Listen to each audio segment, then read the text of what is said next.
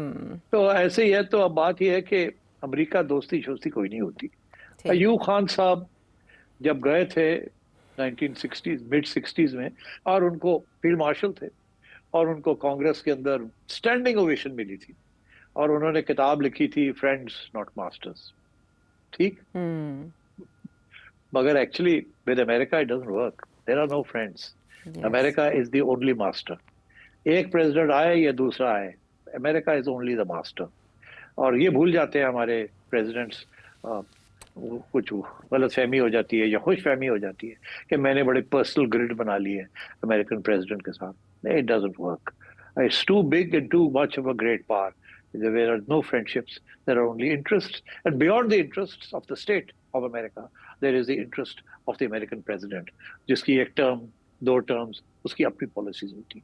So I think in this case too, we should not forget कि Trump के क्या objectives हैं and how he means to achieve those.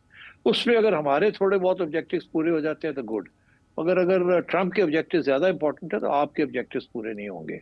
So you have to be very careful कि आप क्या मान के आते हैं उनसे, क्या कमिटमेंट करके आते हैं और क्या नहीं करके आते। बिकॉज ट्रम्प ने बड़ी खरी बात की होगी वहां।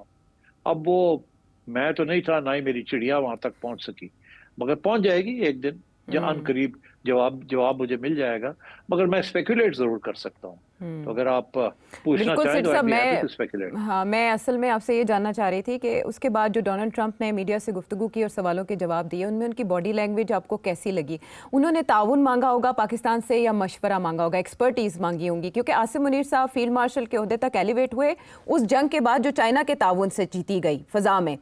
अब कहा जा रहा है कि इसमें चाइना डिस्कस हुआ होगा, काउंटर टेररिज्म डिस्कस हुआ होगा, क्रिटिकल मिनरल्स डिस्कस हुए होंगे, और इसके अलावा कश्मीर पे भी शायद बात हुई हो। तो मैं आपसे जानना चाहूँगी कि वो 45 मिनट से लेकर 135 मिनट तक चलने वाली मुलाकात में क्या क्या चीज़ें ज़ेर बहस आई होंगी, और पाकिस्तान क्या एक्सपेक्ट कर रहा होगा अमेरिका से, और अमेरिका ने क्या मांगा होगा?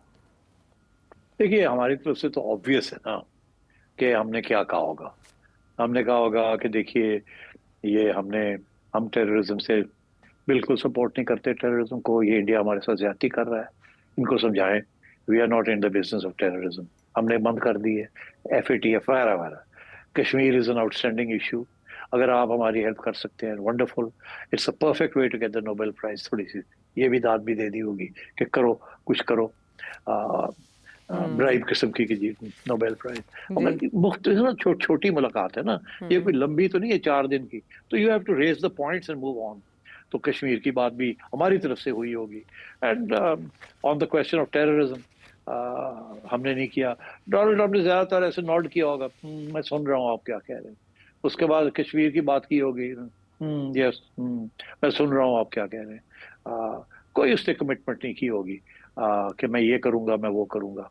मगर सुन ली होगी, हाँ हम, हाँ, इंडिकेटिंग कि I understand what you are saying and I will see what I can do, but not in so many words. मैं तो चाहता हूं, but it's a difficult question. So we'll see as it goes. ऐसे diplomacy में बात होती है, कोई कमिटमेंट नहीं होती, बट यू इंडिकेट लाइंस। इसी तरीके के साथ वो रेयर मिनरल्स की बात हमने की होगी कि वी आर रेडी, आप आए। अमेरिकन ये तो नहीं कि आप आए, अमेरिकन फॉरेन इन्वेस्टर्स को भेजें। वी आर रेडी, हमने तो कानून भी बना लिए टू फैसिलिटेट ऑल दिस। तो प्लीज आप आए। क्रिप्टो करेंसी की भी बात कर दी होगी, हमने तो पहला कदम भी उठा लिया। अभी तो हम्म। किसी और ने नहीं किया, हमने तो कर लिया। We hmm. आर ऑल, हम तो चाहते हैं ये हो। हम्म। ये तो नहीं कहना ना कि आपके बंदे आए या आपका भी कोई जाती इंटरेस्ट हो। इसी हम्म। तरीके के साथ अ, आपने जो जिक्र किया, जो कि जी हमारा कोई इंडिया के साथ अगर आप कुछ कर सकते हैं तो करें, वीड बी हैप्पी। और इंडिया को रिस्ट्रेन करें, क्योंकि इंडिया ने जो नई डॉक्ट्रिन बनाई है, ये हम्म। सारी बातें जो है ना, ये 10-5 मिनट के अंदर, 10 मिनट के अंदर, या 10-15 मिनट के अंदर, ये हमारी तरफ से ये बातें सारी 1 2 3 4 5 6 ये बातें हो जाती हैं। हम्म। ठीक। और ये कि हमारा सिस्टम अब स्टेबल हो गया है। हम आइन के मुताबिक सब कुछ है, हमारी जुडिशरी साथ है, कॉन्स्टिट्यूशन तकड़ी है, पार्लियामेंट चल रही है, and we are in charge and we are fine stable. Pakistan stable है, इसीलिए तो IMF भी आ गई है, वर्ल्ड बैंक भी आ गया, and thank you for your support and so on. Hmm. और ये सारी बातें आपने कर दी होंगी to give a rosy picture and also to welcome hmm. Initiatives by Trump. अब ट्रम्प ने क्या कहा होगा? हम्म। ट्रम्प का क्या इंटरेस्ट, इस वक्त क्या इंटरेस्ट था? एक तो ये था कि अभी उनके लिए इंडिया प्रॉब्लम बना हुआ है, क्योंकि उन्होंने कोशिश एक और चालाकी की थी अभी, जो मैंने सुना है कि उन्होंने नरेंद्र मोदी को भी इनवाइट कर लिया था जी कि आप आ बिल्कुल। जाए। ये नहीं, लंच पे नहीं इनवाइट किया, मगर उनकी शायद कोशिश ये थी कि अगर नरेंद्र मोदी भी व्हाइट हाउस का चक्कर लगा ले तो एक्सीडेंटली पकड़ जी के, हाथ पकड़ के ना, तो ये ले जाएंगे और बैठा देंगे और कहेंगे लो देखो मैंने बैठा दिया सबको इकट्ठा, जी। और एक और ड्रामा कर देंगे। तो मेरा ख्याल है इंडियंस को पता था कि ये इस किस्म का ड्रामा शायद कर दे, और इसीलिए फिर नरेंद्र मोदी ने नहीं गए। जी मगर जी। इससे भी ज्यादा अहमियत ये थी कि नरेंद्र मोदी ने तो बड़ा ओपनली अब कह दिया कि भाई साहब, आप ये कहते फिरते हैं आपने सीजफायर कराया, आपने नहीं कराया। आप ये कहते फिर, हमने खुद किया है, हमने डायरेक्ट बात करके पाकिस्तान के साथ दोनों ने मिलकर ये किया, आपका कोई रोल नहीं है। फिर उन्होंने ये भी कह दिया कि जी आप कहते फिरते हैं कि ट्रेड के ऊपर तो बात ही कोई नहीं हुई, आपने कुछ कहा था, मैंने तो आगे से कहा ही कुछ नहीं। जी तो उन्होंने तो इसके जो 3 सेंट्रल प्लैंक्स थे कि कश्मीर की बात, केड़ी कश्मीर की गल, ट्रेड कोई ट्रेड तुसी गल की, असी तो गल ही नहीं की, एंड थर्ड ये सीज फायर आप कैसे कहते हैं आपने करवाई है। ठीक है, आपकी और हमारी एक दफा बात हुई है और हमारे जयशंकर साहब की भी बात हुई है, मगर मतलब है कि this was actually between Pakistan and India. वो तो अमेरिका को किसी किस्म की क्रेडिट नहीं देना चाहते। जी। और बड़ी इंटरेस्टिंग बात यह है आयशा कि उन्होंने ये वक्त लगाया है ये बयान देने में, ठीक अभी है। तक नहीं दिया था। ट्रंप हर रोज कहता था, 8 दफा 9 दफा उसने ये कहा है। ये इधर से रिपब्लिक टीवी तो लगा हुआ था, जी। मगर नरेंद्र मोदी और गवर्नमेंट की तरफ से कुछ नहीं हो रहा था, चुप थे वो। नहीं आ रहा अब मेरा ख्याल है उन्होंने सोचा कि अब के बोलना चाहिए, कि इन्होंने तो आसिम मुनीर को खाने पे बुला लिया और हम बैठे हुए यहाँ, और हमारी यहाँ घर के अंदर ठीक ठाक लिथरॉल हो रहे हैं। जी। लोग कह रहे हो तुसी कीता की आप तो फारग हो गए, ट्रंप ने तो आपको काचू मार दिए, आप तो कुछ और कह रहे थे तो वो तो कुछ और कह रहा है, और आप तो आउट हो गए। तो अब नरेंद्र मोदी ने अपने सियासी करियर को बचाने के लिए is had to take this line, तो उसने तो इसीलिए वो गया भी नहीं। और ट्रंप की ये कोशिश थी कि अभी भी आ जाए तो मैं कोई खड़ा होकर जल्दी से तस्वीरें खिंचवा लूं कि मैं दोनों के हाथ पकड़े हुए हैं, ओ देखो जी मैं ले आया हूं इन दोनों को, हाँ। एक और दफा के नोबेल। तो ये ड्रामे वो करता है, बट नहीं कामयाब हुआ। बट डेफिनेटली हमें जो उसने पैगाम दिया है, अब मैं उसकी तरफ जाता हूँ। जी। आई थिंक उसने आपको बताया है कि हम नहीं इजाजत दे सकते to make a nuclear program, और we are too far committed, और हम जंग नहीं चाहते ईरान में, मगर ईरान अगर हमारे टारगेट्स को अटैक करेगा तो फिर हम वी विल अटैक, अच्छा। हम डायरेक्टली इन्वॉल्व हो जाए। हम आपको ये बता रहे हैं अच्छा। कि, और वही बात जो पब्लिक में वो कहता है मैंने अभी फैसला नहीं किया, मगर सारे हथियार और जहाज और सब कुछ भेज दिया वहां लड़ाई करने के लिए, जंग करने के लिए। जी। और अभी सिर्फ ये इतनी बात पे रुका हुआ है कि वो कह रहा है कि हम करेंगे उनके attack on the nuclear programme को, हम नहीं रखेंगे, मगर अगर उसके बाद ईरान ने हमें अटैक किया, हमारे बेसिस को, या हमारे 7-8 मुल्कों के अंदर जो हमारे एसेट्स हैं, तो फिर we will get directly involve. ठीक। अभी तो वो सिर्फ directly involve in the war against Iran नहीं कर रहे, अभी they may get involve in the war against the nuclear program, which means कि वो जो 2-3 न्यूक्लियर साइट्स हैं उनको हैवी B2s के साथ अटैक करे, और इजराइल को और भी फैसिलिटीज दें कि वो कंटिन्यू करें their attacks on the nuclear facilities. इसीलिए वो टैंकर्स भेजे हैं वहाँ, और इसीलिए कुछ और फाइटर जेट्स भेजे हैं ताकि इजराइली जो है वो खुद कर सके, एंड अमेरिका उनको फैसिलिटेट करे। बिकॉज आप छुपी हुई बात तो नहीं है, America is aiding Israel with weapons, और पूरी list of the weapons that America is giving them, और अभी दे रहे हैं, and also this refuelling tankers जो उन्होंने भेजे। तो इसका यही मतलब है कि basically first stage the Israelis will use them to knock out, and अगर ईरान ने अटैक किया on any American interest and assets, कोई भी एक आध मिसाइल भी चली गई, Donald Trump will use that excuse to go move it directly, and that is the threat. और पाकिस्तान को ये कहा है कि आई नो कि देखो ना ये क्या कर रहे हैं, ये है वो है, और आपको भी हम बता रहे हैं कि this is that moment where we need our friends to stand with us. ये नहीं कहा कि you know if you are not with us you are against us, ये बात उस लेवल तक नहीं कही, मगर इशारा वही है। सर साहब, आप बता रहे थे कि ईरान से मुतालिक पाकिस्तान से क्या कहा गया होगा, और बहुत इंपॉर्टेंट कोई इसका पहलू आप बताने वाले थे। तो सबकी निगाहें इसलिए भी हैं कि ईरान से मुतालिक अमेरिका क्या चाह सकता है पाकिस्तान से। नहीं, मेरा ख्याल है, देखिए, आपने एक बात देखी कि हमारी पार्लियामेंट के अंदर भी और पार्लियामेंट के बाहर भी काफी स्ट्रांग आवाजें आई हैं अगेंस्ट इसराइल। हमारे अपने मिनिस्टर्स हैं और कुछ नून लीग के लोग हैं जो बाहर बैठे हुए हैं, कुछ अंदर बैठे हुए हैं। बड़ी स्ट्रांग कंडेमनेशन आई है। मेरा ख्याल है ये नोट की जा रही होगी, बिकॉज और नोट इसराइल करता है और फिर आगे पास ऑन करता है कि ये ना हो कि ये जो आवाज़ें स्ट्रांग आ रही हैं ये कोई और प्रॉब्लम ना क्रिएट कर दे for America. And so therefore I think इस किस्म की भी हिदायत दी होगी इन अ वेरी इनडायरेक्ट वे कि इस वक्त हम जो करने जा रहे हैं उसकी ये जस्टिफिकेशंस हैं और हम आपको बता रहे हैं we taking you into confidence and we expect that क्योंकि जो हम करने जा रहे हैं वो सही है, तो वी एक्सपेक्ट कि आपकी तरफ से कोई नेगेटिव चीज़ नहीं आएगी, number one.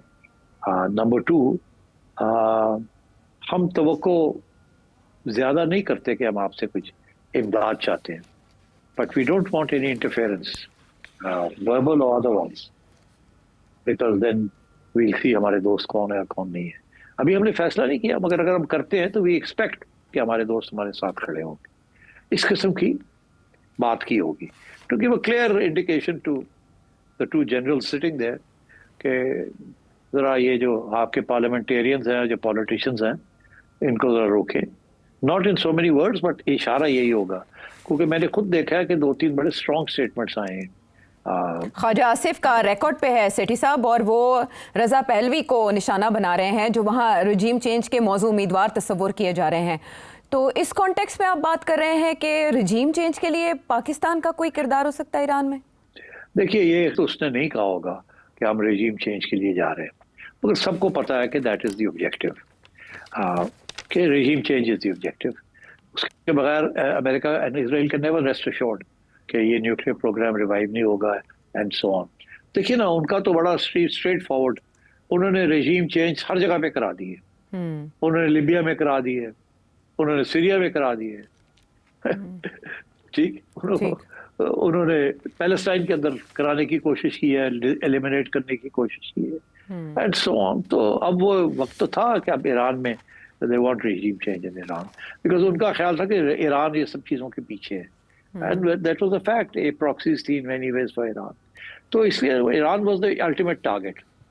And I think अभी वो सबको, क्योंकि उनके बड़े असासे हैं मिडिल ईस्ट के अंदर, और अगर ईरान ने उन असासों को अटैक किया तो फिर और भी मसला बन जाएगा, बिकॉज वो सारे असासे जो है इनके मुस्लिम ममालिक में हैं, तो फिर पाकिस्तान के लिए बड़ा प्रॉब्लम बन जाएगा। अगर सऊदी अरेबिया या यूएई या कुवैत या बहरीन या कतर, इन चीज़ों के ऊपर ईरान ने अटैक कर दिया बिकॉज अमेरिकन एसेट्स हैं वहाँ, तो then we will be in a very difficult situation कि हम कहाँ खड़े हैं फिर, अगर सारे ये सब के ऊपर ईरान अटैक करता है और फिर काउंटर अटैक आती है, तो फिर वेयर अभी हम कहाँ स्टैंड। तो आपको याद होगा कि एक वक्त था जबकि MBS ने हमसे इमदाद मांगी थी अगेंस्ट द हूथीज जी। उस वक्त नवाज शरीफ साहब की हुकूमत थी आखिरी स्टेजेस, और मेरा जो अंडरस्टैंडिंग है कि नवाज शरीफ साहब का ये ख्याल था कि सऊदी अरेबिया को हम ना नहीं कर सकते, मगर इमरान खान साहब बाहर बैठे हुए थे और उनका बड़ा सख्त प्रेशर था, ये सवाल ही पैदा नहीं होता कि हम इन्वॉल्व हो जाएं, और पार्लियामेंट के अंदर काफ़ी शोर पड़ा तो मियाँ साहब पीछे हट गए, और वो MBS ने वो बात भूली नहीं। उसको ये भी याद था कि मियाँ साहब पीछे हट गए, ये भी याद था कि इमरान खान ने पीछे हटवाया था, तो उसके फिर कॉन्सिक्वेंसेस होते हैं ना। और ये भी मैं आपको कह दूं कि नून लीग के ज़ाती तौर पे जो शरीफ फैमिली के जो तल्लुकात थे पहले सऊदी रेजीम के साथ, उसके सब में तल्लुकात नहीं है इनके MBS के साथ। वो पहले जो तल्लुकात थे with the earlier regime, earlier ruling family, वो उस किस्म के नहीं है इधर, और इस किस्म की मिसअंडरस्टैंडिंग्स भी हैं और इश्यूज भी हैं। बहरहाल एनीवे, सो मैं ये कह रहा हूँ आपसे कि इस किस्म की बातें हुई होंगी वहाँ, क्लियर इंडिकेशंस दी गई होंगी ट्रम्प साइड। अब हमने क्या कहा, मैं नहीं समझता कि हम कोई ऐसी बात कर सकते थे जिसके साथ जो वो कह रहा था उसको हम डिनाई करते।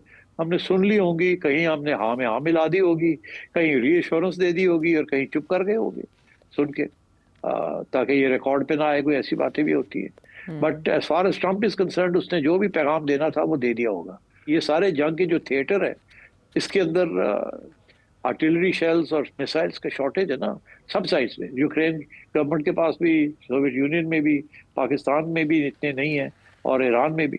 कल को ये हो सकता है ईरान टर्न्स टू पाकिस्तान से हमें ये दे दें, हमें ये दे दें, तो फिर हम क्या करेंगे? हम देंगे या नहीं देंगे? देते हैं तो अमेरिका जो है उसको पता चल जाएगा आपने दिया है, तो फिर आसमान गिरने की इम्कान होगा आपके ऊपर। और अगर आप नहीं देते तो फिर ईरान इसको कभी नहीं भूलेगा। तो ये इस किस्म के प्रॉब्लम्स आगे आने वाले हैं। You will be put in a difficult situation one way और द अदर। तो अब क्या है कि आप इसराइल के खिलाफ तो बहुत बातें कर सकते हैं, मगर जब अमेरिका कोई एक्शन लेगा तो फिर आप क्या करेंगे? आप वही करेंगे जो कि यूनाइटेड नेशंस में जो छोटी मोटी आप बात कर सकते हैं अलॉन्ग विद द अदर्स, वो करेंगे, बस इससे ज्यादा आप नहीं कर सके। ये जो मीटिंग है, ये मीटिंग मैं समझता हूँ this meeting will tilt the balance in the favor of President Trump, not in favor of Pakistan. मगर वो बात की बात है, अब देखना ही है कि हम इसको हैंडल कैसे करते हैं शॉर्ट टर्म में और लॉन्ग टर्म में। बिकॉज ऑलवेज अमेरिका के साथ बैठना जो है उसके बहुत हेवी कॉस्ट्स होते हैं, एंड इवेंचुअली अमेरिका जब काम अपना करवा लेता है तो उठ के चला जाता है। ये एक दफ़ा नहीं 3 दफ़ा आपके साथ हो चुका है। So now we are in this difficult situation. मगर अच्छी बात है कि एक मुलाकात हो गई है, कुछ क्लियर हो गई है बातें एंड सो ऑन, और so I think that's way we are right now.